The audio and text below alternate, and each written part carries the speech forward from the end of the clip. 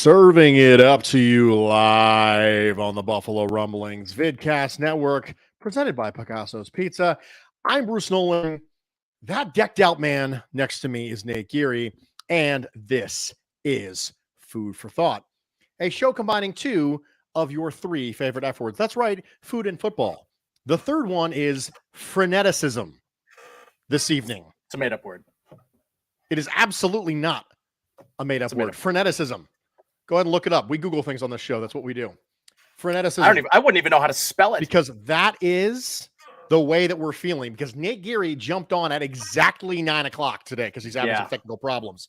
So frenetic is the way that we are feeling. Freneticism is the noun. So, Mr. Geary, how you doing this evening? Oh, Bruce, I'm well. Could you say I've been being slightly bullied online this week? I don't know what you're talking about. I haven't seen anything. I think you've been bullying me online a little bit. I've been bullying you online? How have I been bullying you online? You know what? See, that's just like Nate Geary. He's going to say I've been bullying him online, and then he's just going to disconnect. He's just gone. Just completely gone. Poof. Out into the ether. He's gone. While he's gone, a reminder that this show and every show on the Buffalo Rumblings Vidcast Network is presented by Picasso's Pizza because we want you to treat yourself. Treat yourself to the most flavorful pizza on game day. Picasso's, we are Buffalo Pizza, shipping local and nationwide. Order online at picassospizza.net. We got some people in the comments section. JR, always good to see you, my man. He says, now remember, a dolphin is not a fish, so trample the mammal. You know what, JR?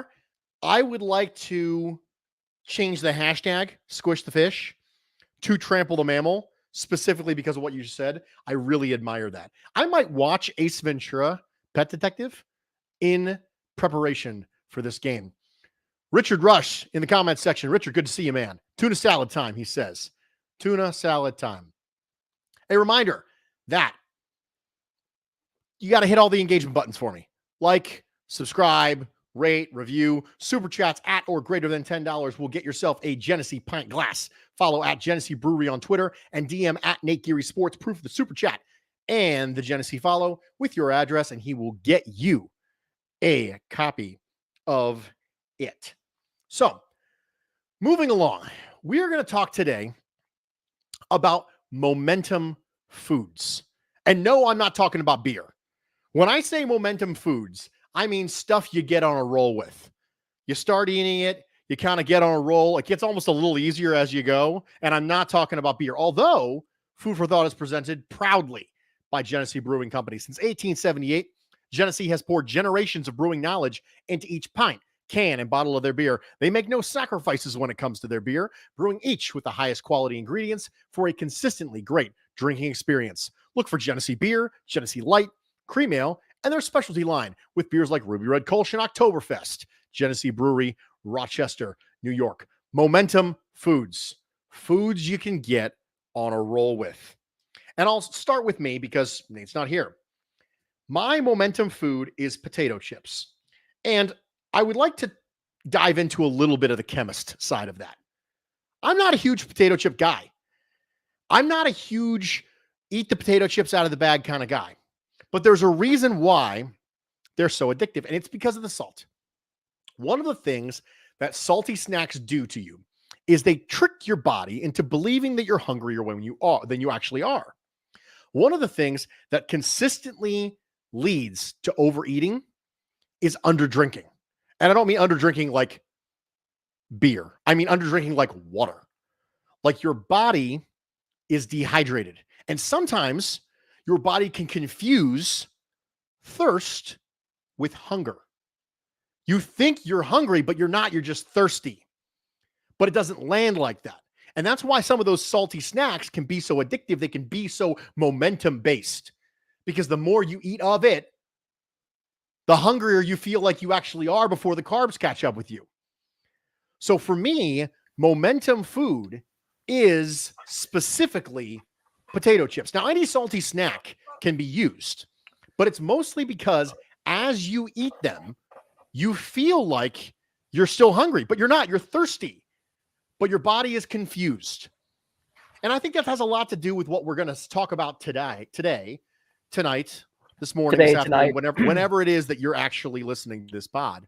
How's my audio, by the way, Bruce? Do I sound okay? It's not bad. It's not bad. I just, for whatever reason now, this isn't working. I'm just, it's Dolphins week. Dolphins week. It is Dolphins week. I'm being sabotaged by Dolphins. You're being sabotaged by Dolphins fans. That's exactly what it is. Yep. I just finished talking about momentum foods for me. Mm-hmm. And for me, it is potato chips and salty foods specifically. And I talked about the chemistry reason behind that. But I'm going to have you jump right in right now and talk a little bit about your momentum food. So when I was thinking about this, I was thinking about when I'm moving along and I'm hungry and I'm looking for something, or I've already had dinner and I'm at home watching TV, watching a game, but I got that little extra hungry left in me and I don't want to do dishes and I don't want to do the whole thing. I don't want to stop the momentum, right? Cheese and crackers is big in this house. So, we go the extra sharp cheese, cheddar, of course, and the thin Triscuits, because the thin Triscuits really are, to me, first of all, you don't get the assault of your mouth. You're not going to have giant scrapes and scratches on the inside of your mouth when you go with the triangular thin. Are you familiar? I am familiar with the triangular thin. Are you a Triscuit? I am a Triscuit guy, and I am an extra sharp cheddar guy. You and I are wired similarly in the cheese and crackers status. I like wheat thins, but Triscuits hold up better. And so they Triscuit has this Parmesan thin wheat, the Parmesan thin Triscuit. Oh, and it's money because it goes with a bunch. And so we've got a couple of different types of jams. Typically it's an apricot, but there's in there the other day, what did we have? It was a smoky bacon jam. Fantastic. So you get a little bit of everything in there, right? You get your sweet tooth. If you got a sweet tooth, you go with a sweet jam. And if you're looking for that savory, you've got and I like to throw a little craisin on there too at the top, a little, little dried cranberry. I think it you can make your own little sandwich with it, and you could eat pretty much as many as you want and not feel terrible. So it's kind of the perfect, I'm not messing up your momentum type of, we call it a meal, or do we want to call it because it's not really a snack it is a snack, but it's it's not an hors d'oeuvre. It's a dish. Is it? Yeah, it's just a standard dish. Why not? I think it's, unless you want to go snack. You want to go appetizer? No, because what I was describing is not an appetizer. It's not before the meal. Most of the time, it's after my meal. It could be used as an appetizer though, for sure. I don't know, Bruce. I don't know what to call cheese and crackers. Is it an hors d'oeuvre? Could we call it an hors d'oeuvre? Yeah, let's call it an hors d'oeuvre. All right, I'm fine with it. Is it a finger food that one would potentially pass around at a party? Sure. Yo, yeah. So let's go hors d'oeuvre then. I'm good with hors d'oeuvre. Hors d'oeuvre it is. We're just solving the world's problems, Nate. That's what we're doing. Did I see here that Padden's in Miami? Padden's in Miami. Welcome to Miami. Yeah. We're doing it. Good for you, Padden. Could you, while you're down there, you should drop little flyers with my face on it and see if anybody picks them up. You're really popular in Miami, I hear. And I go there a lot too. People don't know. So here's the thing, Bruce. And before we get into the rest of this, and we'll get into more of this later. The Miami fan base has decided to go nuclear. And I'm always of the mind, even now, with the Bills as good as they are, to be confident, borderline cocky. And that's kind of how, as an athlete, especially when you play the quarterback position your whole life, the things my coaches, you always say, the good quarterbacks, they're confident, they're borderline cocky, but they don't cross that line. And right now, they're just zero hedging, Bruce. There's no hedging happening whatsoever with Dolphins fans. And I caution them because I've maintained a level of conservatism about this game because for a lot of reasons. I do respect the opponent. I do respect the Dolphins, Bruce. But they are here's the thing. for the very different reasons why I hate the Titans, because I hate the Titans for sure. For a very different reason, I'm starting to hate the Dolphins, but it's through osmosis because their fans are the worst. Like they are they're just classic Florida man. And you know what I mean by that, right? Like, you read the paper, you go on Twitter and you see a headline. It says Florida man. That is just like 75% of their fan base. But the levels, Bruce, that they are going leaves no doubt. It leaves no other alternative if they don't win, Bruce. I don't know that I'll be able to hold back any longer. Like I will, Bruce, I have been bookmarking tweets. Like, let me just quickly pull up my Twitter and scroll so I can show you guys the amount of bookmarked Dolphins fans tweets that I have right now. I've hedged a little bit. I'm confident. I believe the Bills will win. But, how do I, is it up here? Oh, it is up here. There you Okay. go. There you go. I didn't know. This is great audio content, by the way. A lot of it's just from this dude here, this Valley Boys Sports, who all of you should follow. It is very, very important that you know this. Very important. Valley Boy Sports is a troll account run by someone who actually doesn't like Tua. No, that's not true. Okay, okay. So Kevin Garrard, who's a member of Buffalo Fanatics, who's a Dolphins fan, is the one who told me this, and I trust the Dolphins fan to tell me this. No, he doesn't shot, like dude. He doesn't like him either. I don't believe that. I no. Why would he lie? See, like Jeremy Klump, he is a ironic Dolphins fan who does not like Tua. But Klump is the guy who runs Valley Sports. No. Yes, that's the same guy. No. I'm pushing back hard on that. Okay, well, I'll tell you. I'm going to pull this up, and I'm so glad that we're having this discussion right here. I'm so glad. This is great content for the audio listeners. No, I know Jeremy Klump. There's no way that he runs that other campaign, that other account. No shot. Oh, we're going to find out. You're mistaken, Bruce, and that's okay. Well, you can't be right all the time. You can't be right all the time. I'll find it. And this is for the first time. Well, not for the first time. Me and Miss Nolan, we vibe. I mean, and I are on the same wavelength about a lot of things, but no more than right now. Bruce, you're wrong here. Okay, so this is the quote from Kevin, right? Who told me, dude, this is a troll account. Valley Boy Sports is run by Professor Klump, who is a Tua hater.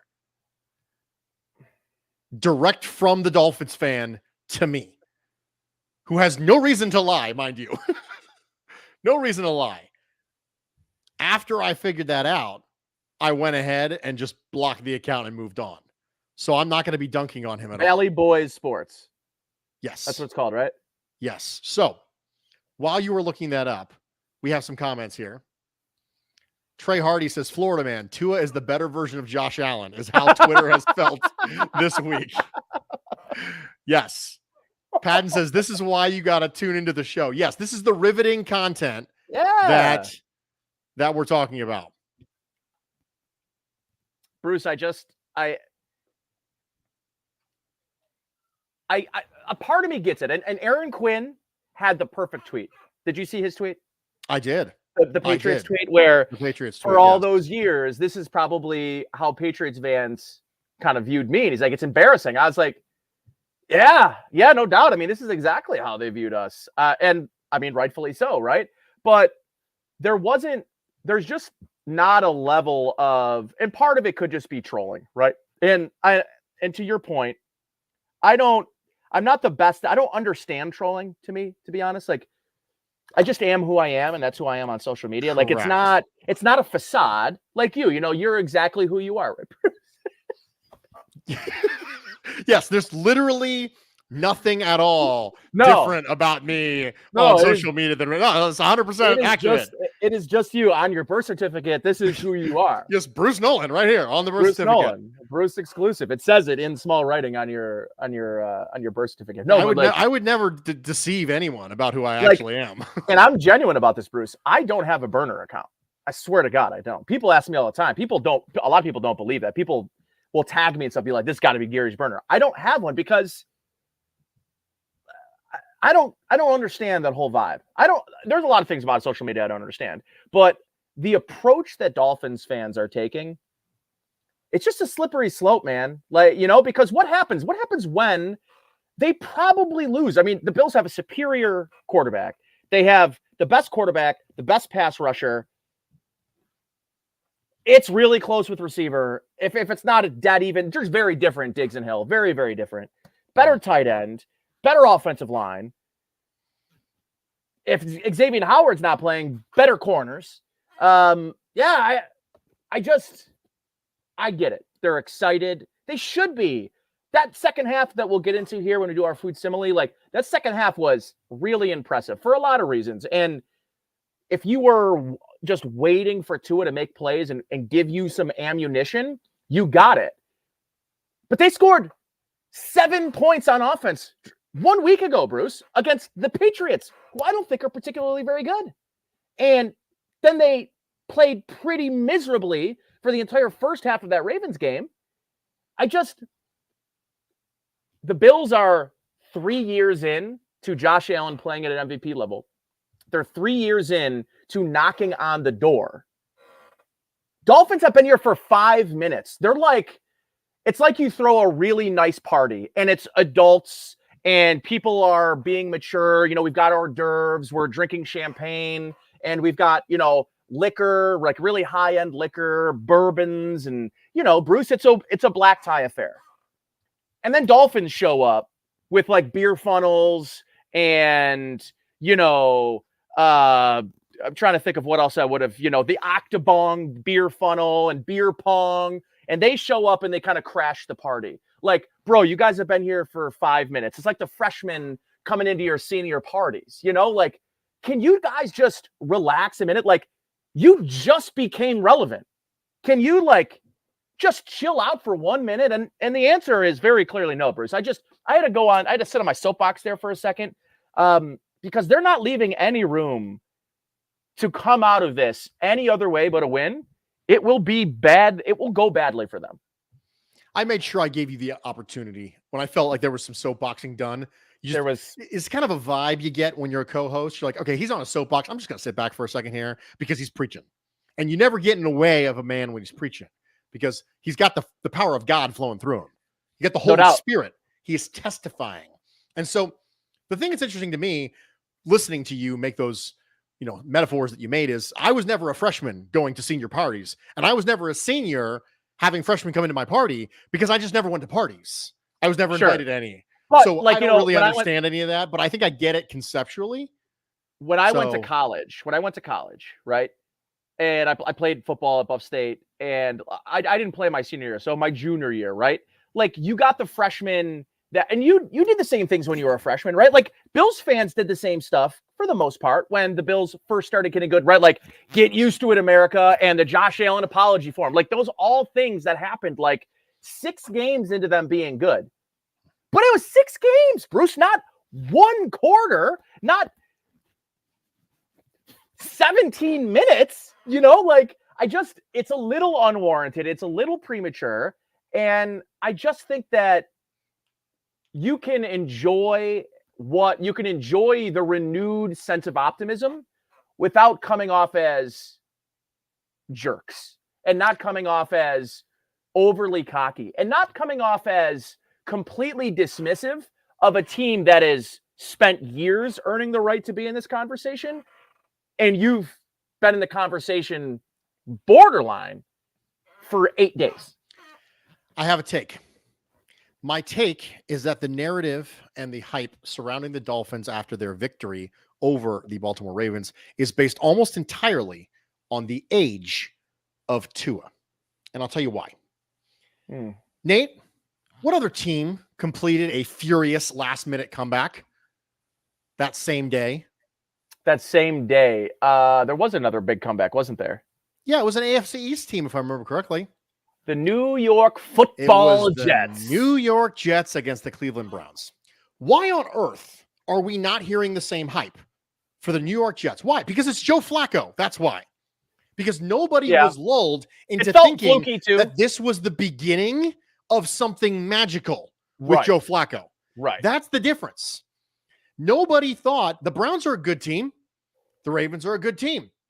The Browns are proving this week, we're going to get to it later, they're proving this week with Jacoby Brissett that bigger was a bigger problem than we think. But yeah, when you look at the Jets and they completed a furious comeback, complete with star plays from a young receiver in Garrett Wilson, and then you have big plays from a young receiver in Jalen Waddle in Miami to come back and beat an AFC North team, there's very significant similarities between these two. Incredibly similar. But we're not having nearly the same discussion about the New York Jets as we are with Miami Dolphins. Why? Because it's Joe Flacco. If it was Zach Wilson. If it was Zach Wilson, we would. Yeah, because probably. the age of Tua. If we were doing this right now, and it was Bills Jets, and it was Zach Wilson who just finished completing that victory and put up the same stat line that Joe Flacco did, Jets fans would be sounding a lot like Miami fans. I don't know. I don't know if I agree, Bruce, and only because I think it's been a longer process for the Dolphins, right? Like this season, the coaching change, them being a team that had been knocking on the door for the last 3 years, missing out in the playoffs on week 17 and then week 18 in back-to-back years. The Jets have been so bad that I don't think a lot of people saved enough space, particularly Jets fans, saved enough space. I don't know that enough Jets fans care, Bruce. Do you? Like, I do, man. You don't remember Darnold Allen after their first years? Yes. That was all over social media for entire offseason. It was Darnold versus Allen, and I've never seen Jets fans go at it that strongly until it was Darnold Allen. I think they just haven't had a reason to, because they're all their optimism is on hold because Wilson's hurt. So no matter what they win with Joe Flacco, they still can't project the optimism because it didn't happen with Zach Wilson. If it would have happened with Zach Wilson, it's here we go. Yeah. No, that's right. I do agree with that. Maybe it's because I'm so focused on Dolphins fans right now that I don't let enough intellectual space in my brain to think about. There was a time where I actually really hated Jets fans more than I hated anybody in the division. Just like I hate it's just like, it goes in phases, Bruce. Like hating Jets fans, hating Patriots fans was a rite of passage. I grew up on it. Part of my blood is just hatred towards people of Massachusetts and Patriots fans. But this is different. I don't know why, to me, there's this level of disqualification almost, right? Which is, or just complete dismissiveness from the Dolphins in recognizing that they are walking into a team now, regardless of the injuries, a bleeping buzzsaw, Bruce, a bleeping buzzsaw that absolutely dismantled I don't know what the Titans are going to be, but the Rams are going to be a playoff team, right? They're not winning a Super Bowl again, but they're going to be a playoff team.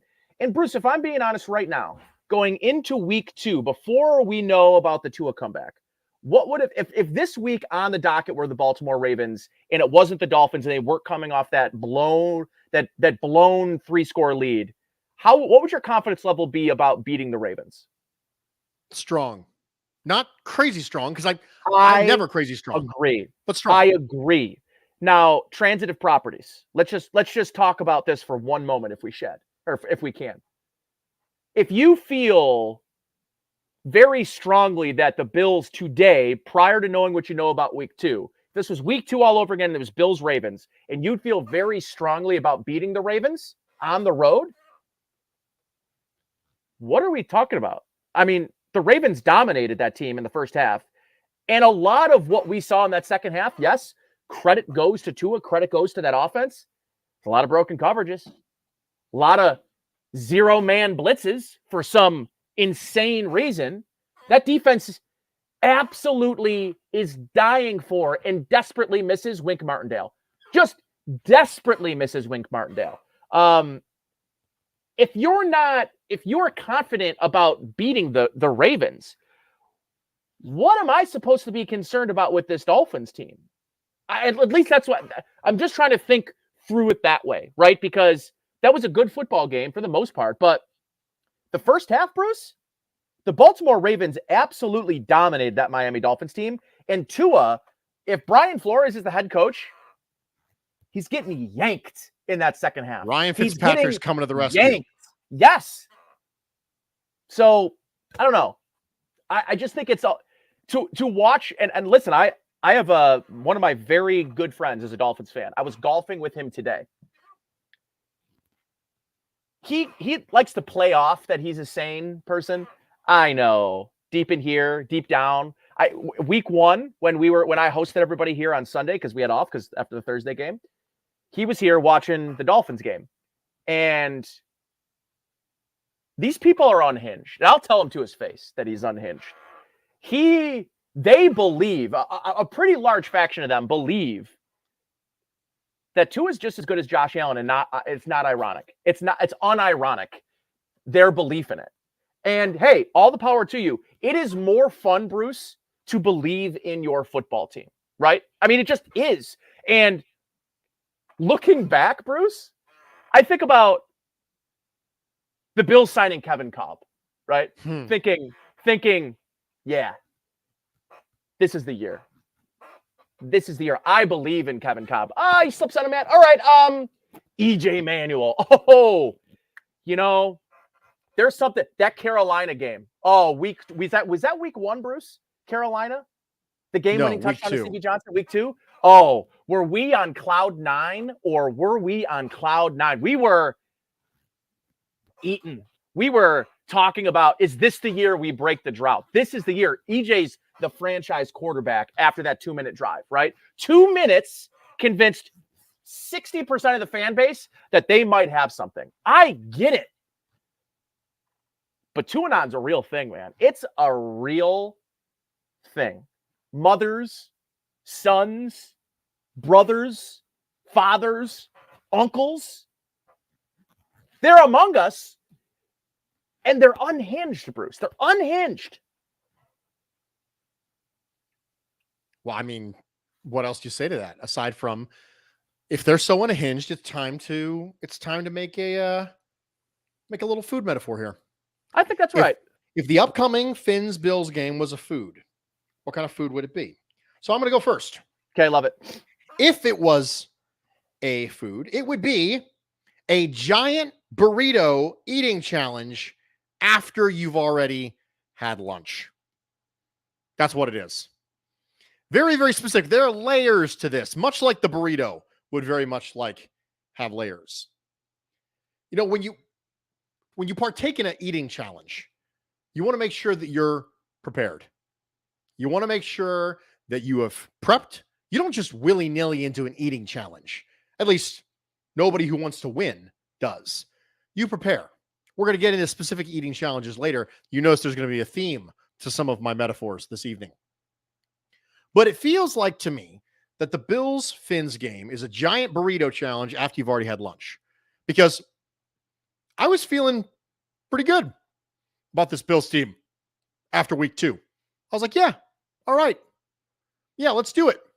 And then your attention turns to Bills-Fins and all of the drama that you did not necessarily think you were going to have to deal with. Because the narrative for this game looks a lot different if that fourth quarter doesn't happen. And so now you're not prepared. You're a little caught aback by all the stuff you have to consume this week that you didn't think you were going to have to. Qualitatively, it's a much different conversation than it would have been if that fourth quarter doesn't happen for the Miami Dolphins against the Baltimore Ravens. We had our lunch. It was delicious. We got a W. And then all of a sudden, we turn our attention to the next thing on the menu, and we go, oh, crap. Now I got to deal with burritos. Listen, I can do it. I love burritos. I've eaten a lot of burritos in my day. As have I. But if I would have known that it was going to look like this, I would have prepared a little better. I would have had something ready to go. But meanwhile, I had the Red Zone channel going. I look up, and it's 35-17. I'm like, all right, we're okay, cool. Well, Dolphins week is going to look like a certain thing. And then 2 hours later, you go, oh, okay, this is going to be interesting. And the Bills whoop up on the Titans, and you go, okay, well, This isn't going to quite look the way I thought it was going to. I had lunch. I was full. And now I have to consume this burrito. And it's going to be a little harder than I thought it was going to be to consume this burrito. Don't get me wrong. I'm a champ. That's what I do. I eat burritos. Yes, right? you do. That's what I do. I spit takes and I eat burritos. And I'm all out of takes for the next 20 seconds. So I'm just going to eat burritos.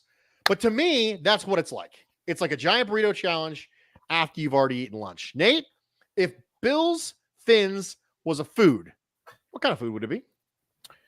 First of all, how do you like the new hat here?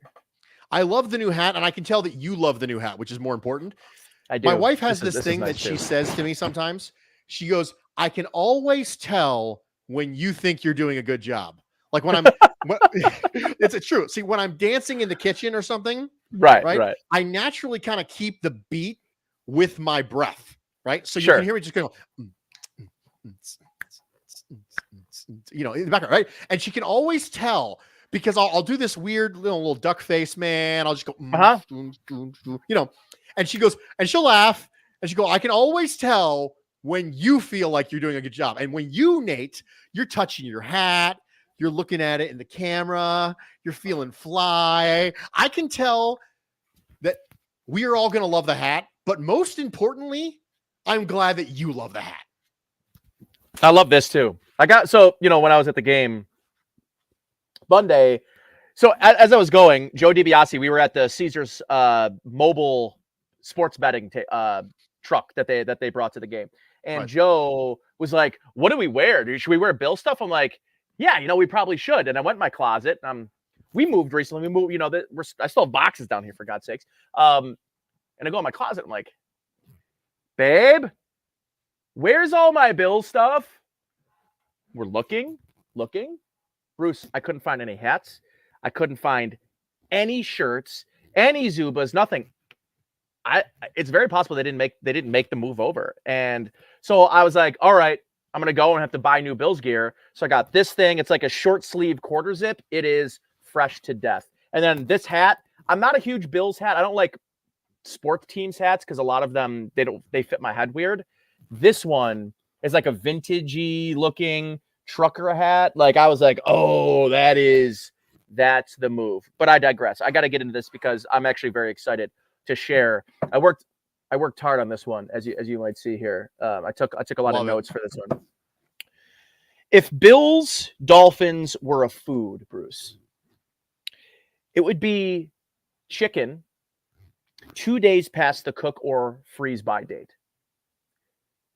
It's chicken, right? And it's probably fine. But you find yourself questioning whether or not it might taste right, or it might not be. It's certainly not as fresh as it wants it to, as Wegmans wants me to cook or freeze it by. But it's probably fine. 2 days, 3 days past a Best By date, that's no big deal, right? But there's this level of skepticism, right? It's only 2 days, or in the case of the Miami Dolphins, it's only 2 quarters.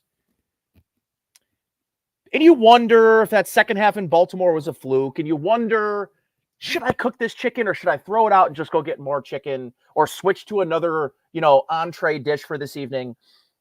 But for the most part, it's probably fine. And you're probably going to enjoy it. And it's going to taste like chicken that is well before it's freeze by or eat by date. But you eat it anyways. You throw it on the grill, you slather up some sauce, you put the dry rubs on it, so on, so be it. Bruce, I don't know whether or not this chicken is to be taken seriously 2 days after the freeze by date. I just don't know, Bruce. And I'm going to eat it. I'm going to give it a chance. But I'm thinking more likely than not, it's going to be delicious because I make it. And it's going to be delicious when the Bills take down the Miami Dolphins on Sunday at 1:00.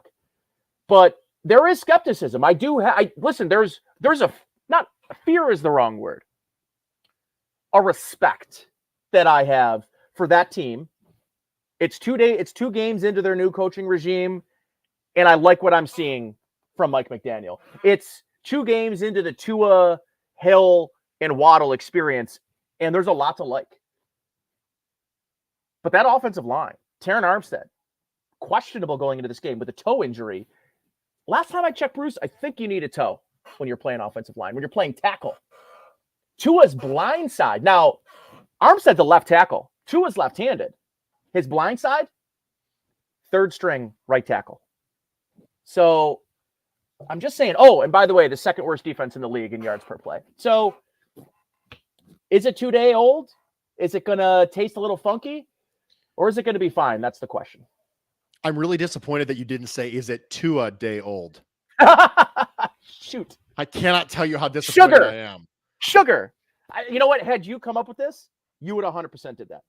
I probably would have, but that's okay. I'm lame like that. Cam Greasy really liked my monologue, said Bruce Nukem is what we're going with. I don't know. Are you a Duke Nukem guy, Nate? Are you too young for Duke Nukem? No, I'm not too young. That's N64, and I really didn't have N64. I was a Sega Genesis guy. My boot, your face, the perfect couple. That's So, Duke Nukem. So I would have been Sonic the Hedgehog. I would have been. So when I did play N64, I would have been at my buddy's house, and we were GoldenEye guys. Hardcore GoldenEye. So it's very, very important that you know that Duke Nukem was a 1991 Windows game. Wow. So it wasn't an N64 game? So Nintendo 64 was Duke Nukem Total Meltdown in 1996. Okay. But that was like deep into Duke Nukem. Duke Nukem and Duke Nukem 2 were both Windows games. Yeah, definitely. I did not. The only DOS games. They start off as DOS games. The only Windows game I remember would have been Wolfenstein. Okay, that's fair. Wolfenstein is awesome. Wolfenstein, yes, Wolfenstein. Yeah. Wolfenstein was awesome. All right, moving along. Food simile. The Dolphins comeback from last week make me feel like.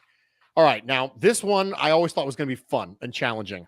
How do you turn an event into a food? Right? Yeah. So, Nate, I'm going to let you start. The Dolphins comeback from last week made me feel like I'm at a restaurant with all of my friends and we're sharing appetizers, and someone orders the calamari and looks at me and says, Nate, just try it. Everyone here likes it. Try the calamari. I know that I'm not going to like the calamari. In fact, you know me, Bruce, big texture guy. It's a smell thing for me too. It does not smell pleasant. Even when it's deep fried and it's got all the fixins, it's just not a, it doesn't smell appetizing. It doesn't look appetizing. And I don't want it. I know I don't want it. But people continue to try to make me, it's like they won't stop trying to convince me that I'll like it when I know that I don't, right? And that means I got to order my own appetizer. And that means I'm probably going to be a little full when I eat dinner. It means I can't eat any of the bread. But at the same time, Bruce, people get it and they look like they're enjoying it. It's just, I don't like calamari. I never will. And I know I won't. So stop trying to convince me that the Dolphins are an elite football team. Stop trying to convince me that 2 years and 6 quarters of football and all of a sudden 2 is supposed to change my mind. Don't tell me that this restaurant's calamari is different. It's the same as everyone else's calamari. It comes from the sea. It's rubbery. It smells like rancid fish. And your deep fried, bread battered crap can't change my mind. And 2 quarters of football, Bruce, is simply not going to change my mind about Tua just yet. You know, this is some classic Nate Geary soapboxing this evening. You're really the star. I mean, let's be honest. You've always been the star of the show. We know this. I'm just here to support and produce. But there is you are in rare form as far as soapboxing about the Dolphins goes tonight. And I am proud to be riding shotgun with you, my friend. So for me, the Dolphins comeback from last week made me feel like I was Joey Chestnut in 2015. I mentioned before that we were going to have conversations about eating contests, right? Competitive eating. Joey Chestnut has won 15 of the last 16 hot dog eating contests. But in 2015, he lost to a man named Matt Stoney. Wow, Kobayashi hasn't won in that long? So We're specifically talking about one type of hot dog eating contest, just one, and it's Nathan's. That's it. At least this is according to the wiki I looked up a couple hours ago. So Matt Stoney in 2015 came in and won the Nathan's Competitive Hot Dog Eating Championship. And the thing that I thought was really interesting about this is, for that brief moment, Joey Chestnut was still the dude. He lost by 2. Yeah. Right? He was still the dude at that time. But all the attention went to Matt Stoney for a little bit. And meanwhile, Joey Chestnut's sitting here going, dude, I've got championship after championship here. What's going on here? What's happening? Why are you talking about that guy?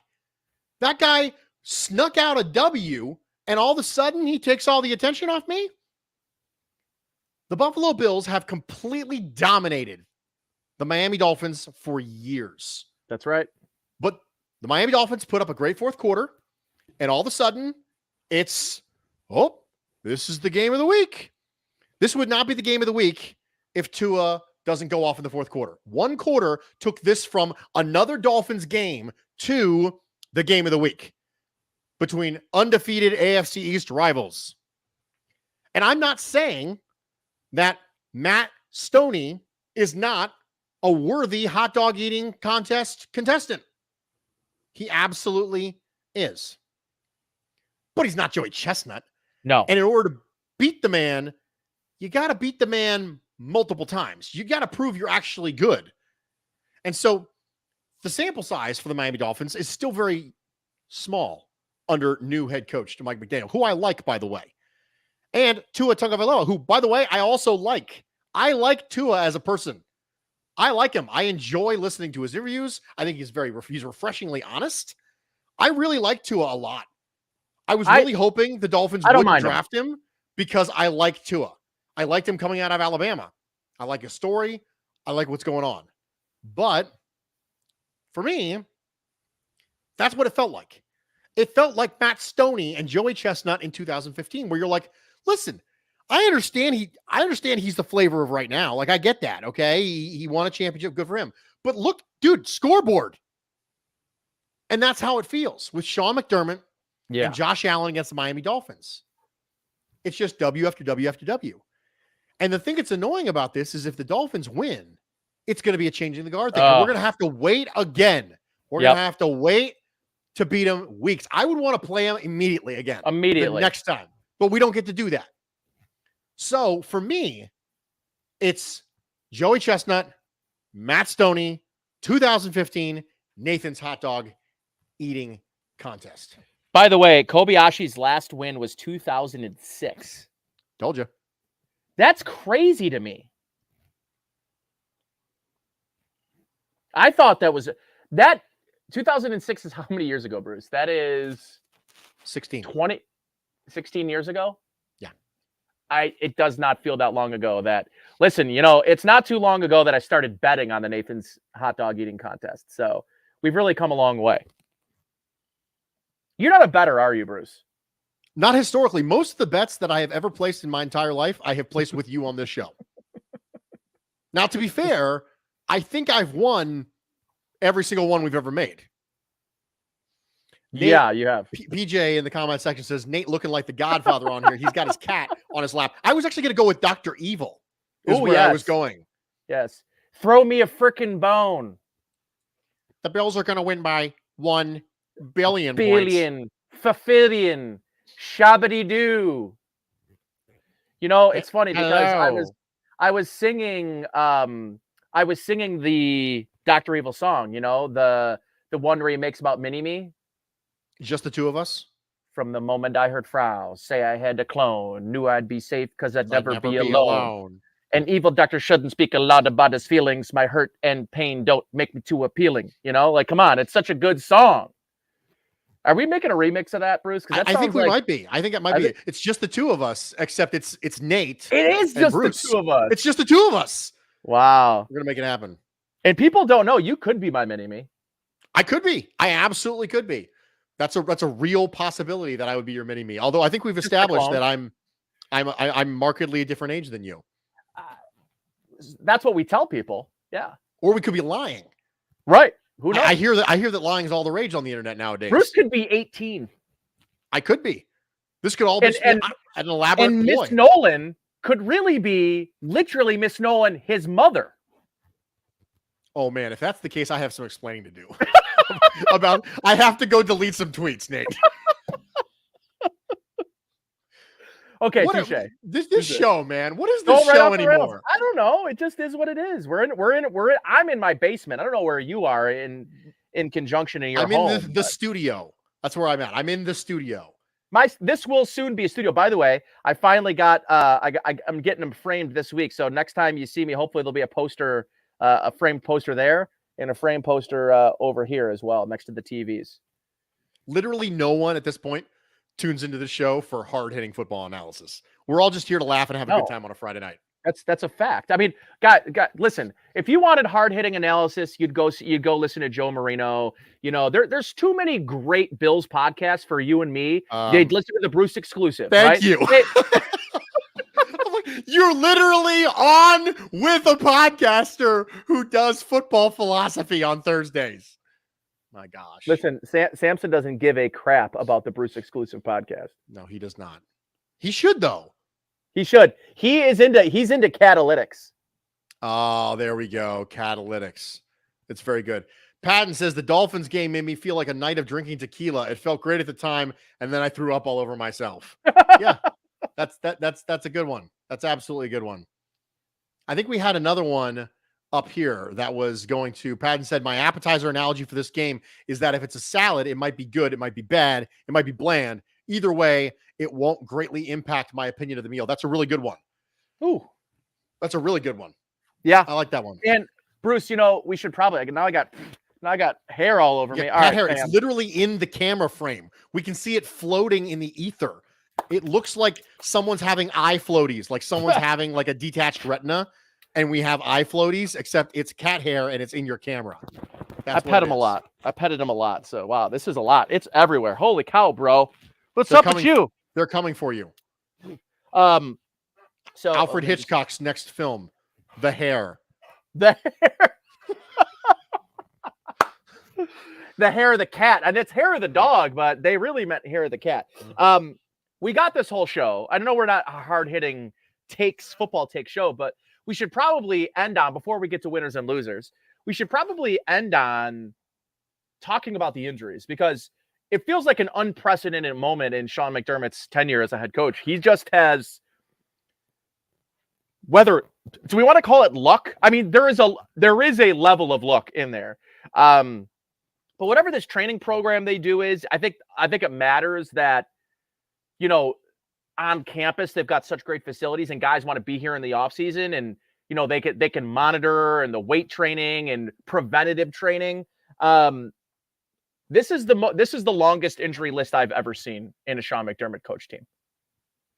You know, it's ironic that you would mention this. I actually wrote an article that we'll post on BuffaloRumblings.com specifically about this. And it's titled, With Injuries Piling Up, New Bills Faces May Be Key to Victory Over the Dolphins. And what I mentioned in this is that championship teams have championship level depth or championship level luck. And the last couple of years, the Buffalo Bills have received championship level injury luck. But because you can't count on that level of luck every single year, that's right, you must make sure that you are establishing championship level depth. And I understand that it's impossible to have really good players at every spot on your depth chart. That's just not the way it works. But you can have competent players who don't embarrass you. And that's really what you got to have, because you have enough star power to carry you. It's the exact same way when it comes to Dynasty Fantasy Football that you and I are part of. You recently made a trade today to try and get some better players, right? And my starting lineup is good in Dynasty. The reason that I'm won 2 years back-to-back is because as I suffer injuries, I can just throw waves and waves and waves of solid, reasonable players at you. That's right. Whereas somebody else, they suffer one injury, one suspension, it's all over. It's done. Your year's toast. But last year, people go down, waves and waves. Joe Burrow goes down the first year I acquire him, waves and waves and waves of players. I can just keep throwing them at you. Saquon Barkley goes down. First year I got him. Boom, waves of players. And this is the way it comes down to the Buffalo Bills, is that I'm not expecting CJ Brewer to be Jordan Phillips. What I want CJ Brewer to not be a liability against the Dolphins offensive line that is not great. Because what makes the coaching successful with depth is not your ability to turn undrafted players who are on your practice squad into stars overnight. It's your ability to make sure they don't embarrass you. Right. Just hang on. That's it. That's what depth actually is. How many times have you heard the phrase over and over and over again? This is the trope. When you have a backup quarterback come in, just go 500, right? Right. Correct. How is that any different than this? Totally agree. Just tread water. Jaquan Johnson, you've been in the system, my man.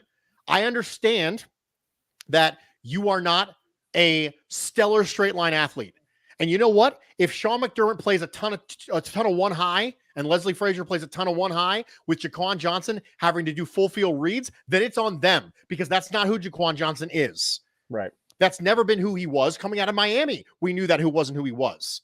But if you ask Jaquan Johnson to do Jaquan Johnson things and say, listen, we know you're not Micah Hyde. That's okay. We know you're not Jordan Poyer. That's okay. But you've been in the system. You know what you're supposed to do. Go do the thing. And when it comes to the new guys, Kaiir Elam, you were probably disappointed that you started this year splitting time with 6th-round rookie Christian Benford. Now's your time. Now's your time. That straight line speed that we talked about all offseason long when it came to CB2 and how much that would matter against people like Tyreek Hill, albeit we thought it was going to be the Chiefs' Tyreek Hill. How much things like that would matter. How much being able to man up would matter. How much having that closing speed would matter. Now is it time to matter. Kaiir Elam, you had a couple games under your belt. You run a 4.39. Now's the time. Bruce, did we just take turns soapboxing?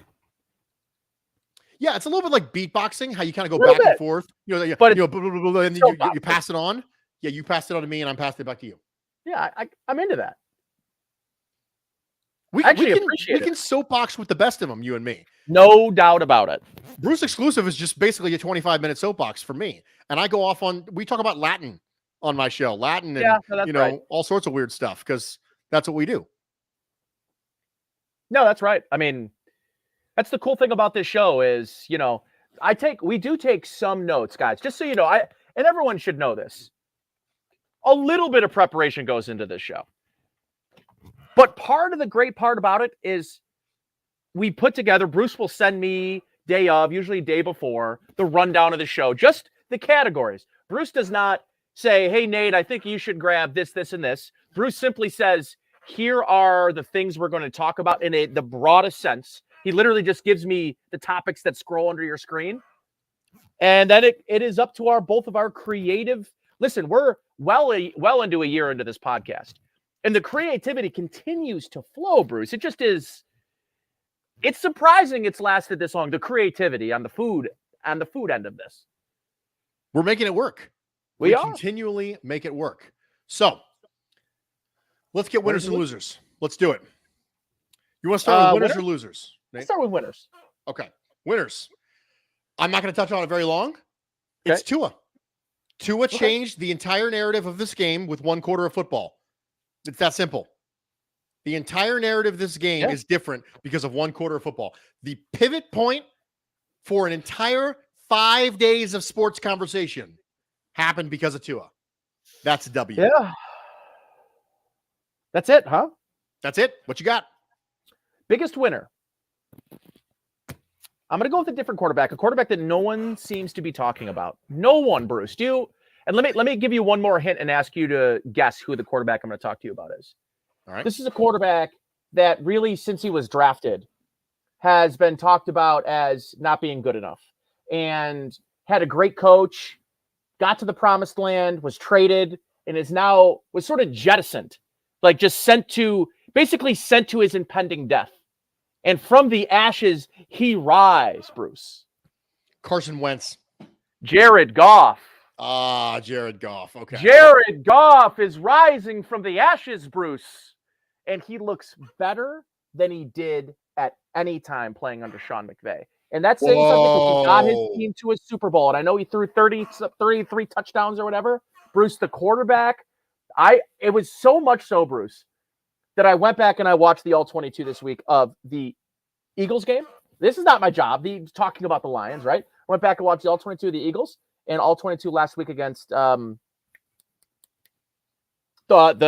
Commanders. And, Bruce, I was in awe of the command he has for the offense, the trust the offensive coordinator, the new offensive coordinator, has in Jared Goff. And the connection between him and Amon-Ra St. Brown, dude, is absolutely real. It is. How good is Amon-Ra St. Brown? In the same way, Bruce, that Josh Allen and Stephon Diggs together, they're both elevating their game. Jared Goff and Amon-Ra St. Brown together are elevating their game. And here's the thing, Bruce. Here's why I just don't know that there's a better situation in the NFL for Jared Goff to be in. You have a top 5 offensive line. You have a top 5 tight end, top 10 tight end. He's not been great to start the year, but he's top 5 talent. You think more highly of T.J. Hawkinson than I do, I think. I think he's got top 5 talent. He's not right now. I mean, numbers-wise, through 2 games, he's been very... But the offense is flowing through Amon-Ra St. Brown. I like DJ Chark as a number 2, number 3 guy. This offense has Jamison Williams coming pretty soon here, bro. Like 6, 7, 8 weeks when he gets off. Whenever he's ready to come back, I think he's on the IR, so he'll be available after week 6. They've got a heck of a run game with DeAndre Swift. Right now, Bruce, 4.7 yards per carry, Bruce. Before contact. Not 4.7 yards per carry. 4.7 yards before they're touched, Bruce. I mean, a lot of people, rightfully so, are talking about Josh Allen and this Bills offense. They're probably the best offense in the league right now. The Kansas City Chiefs, they continue to be a machine on the offensive side of the ball. Now people want to talk about Miami, even though they scored 1 touchdown a week ago. You know, they scored a lot of points and threw for a lot of yards and a lot of touchdowns. I think the Detroit Lions are being grossly undertalked about. And my man, Jared Goff, is having a career revival. And if he can lead this Lions team, which, to be straight with you right now, Bruce, the NFC is light. The NFC West is a joke. That conference, Bruce, is wide open. I don't believe they'll have the goods to win that division. They absolutely can push for a wild card spot. And it would not shock me, Bruce, if they won a playoff game. And if they do that, how do you draft another quarterback? I think Jared Goff's not 30 years old, is he? 27. I mean, Jared Goff he's 27. He's in the prime. He's not even really truly hitting the prime. He's 2 years older than Josh Allen. So I think a lot of us, rightfully so, I know Sean McVay and Les Snead left him for dead on the side of the road. And here he is, reviving his career on maybe one of the most likable teams in the NFL. My biggest winner, the man, Jared Goff. Love it. Love it. I'm a huge Amon-Ra St. Brown guy, as you know. So I love to see it. I absolutely love to see it. Love what the Lions are doing. All right, biggest loser from this week. You want to go first? Yeah. And I mean, right. Padden, of course, kind of stole my thunder on this one, but it's got to be Nathaniel Hackett. And frankly, it probably should have been our biggest loser last week. Nathaniel Hackett, through 2 games, the decision-making's not been good. I don't know what to make of the Denver Broncos. To me, Wilson, I don't know what to make of Russell Wilson anymore, man. And now the kind of the honeymoon's over with him in Denver already, and it's an early exit from the honeymoon. But I don't know if you heard the Richard Sherman podcast, and KJ Wright, I mean, 2 captains from that Super Bowl team and part of the Legion of Boom, right? And then you see this, the run pass video. It's as cringy as cringe can be, right? And I've been on a lot of sidelines. In the NFL, that is a very weird thing. I don't know. I'm not going to get into that. But what I'll say overall is Nathaniel Hackett, really from every level. He's the son of a coach, a very successful, I believe, high school or college coach. His dad was. He was the offensive coordinator under Doug Marrone. And if you remember, had those duties kind of plucked from him, right? Because it was young in his career. Then he goes and he's the offensive coordinator for the Jacksonville Jaguars. And then after the Jaguars, he goes to Green Bay, right? At no point, Bruce, has Nathaniel Hackett ever really run his offense. He ran Doug Marrone's offense in Buffalo and then again in Jacksonville. And I don't know what his role was as offensive coordinator, but he wasn't calling plays. And it was Matt LaFleur's offense in Green Bay. I don't know. And I questioned that hire from the beginning, Bruce. I start to ask the question, like, what makes Nathaniel Hackett qualified to be a head coach in the NFL? And I'm not sure that he is, to be quite frank. My biggest loser for the week is Baker Mayfield. How reasonably competent do the Browns look right now? Do you know the Browns, with Jacoby Brissett as their quarterback, are a top 5 offense in the NFL right now? Yep. Jacoby Brissett. Is Jacoby Brissett better than Baker Mayfield, Nate? Is that what we're at right now? Well, no, that's all I needed to hear. You don't even have to answer it. The fact that I can pose that question and you can go, that's all we need to know. Because Baker Mayfield's the biggest loser. If you thought that you're Baker Mayfield, you're going to go to Carolina and you're going to prove that you should be a starting quarterback next year for a team, you didn't. You haven't. The Panthers look like a disaster. The Browns look shockingly competent on offense. Yeah. Defense is a completely different story. Their secondary leaves something to be desired. But thankfully, Mitch Trubisky and Matt Canada cannot take advantage. So, Baker Mayfield just ends up looking bad. Really bad. Because he's not playing well. And his replacement, who was expected to be a lower-level placeholder, just don't screw it up, is coming in, is playing shockingly competent, and it's taking advantage of Amari Cooper in a way that Baker Mayfield never did for Odell Beckham. That's right. Ever. That's right. Baker Mayfield very, very likely is not going to be a starting quarterback in the NFL by a preferred franchise. Like they're going to say, yes, he's the guy I want for 2023. Can I say, though, that Ben McAdoo is not doing him any favors? Yeah, absolutely. Ben, you can absolutely do that. He needs to throw the ball to DJ Moore. Let's go apples to apples, okay? Jacoby Brissett looks better in the Browns offense than Baker Mayfield looked in the Browns offense. That's right. I guess part of me as being a semi-Baker defender is that I just would like to see him get in an offense where he gets the lineup in shotgun and run a Bruce Arians style offense. But he's not. And this is probably his last. He's probably got, 15 games, Bruce, to turn it around. Otherwise, what? He's the Bills' backup quarterback next year. I think there's plenty of teams that wouldn't want him as a backup quarterback, specifically just because of the personality. And if you have that kind of personality and you're not a preferred starter, what are you in the NFL? What are you? Cam Newton.